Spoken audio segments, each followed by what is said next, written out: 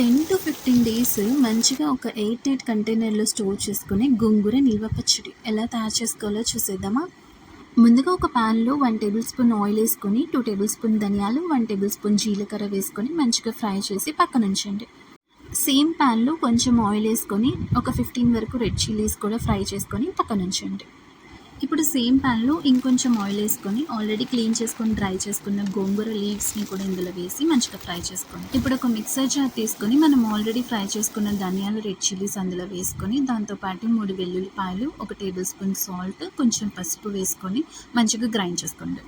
మనం already fry చేసుకున్న గోంగూరతో పాటు 1 టేబుల్ స్పూన్ నువ్వుల పొడి కూడా వేసుకొని మంచిగా గ్రైండ్ చేసుకోండి.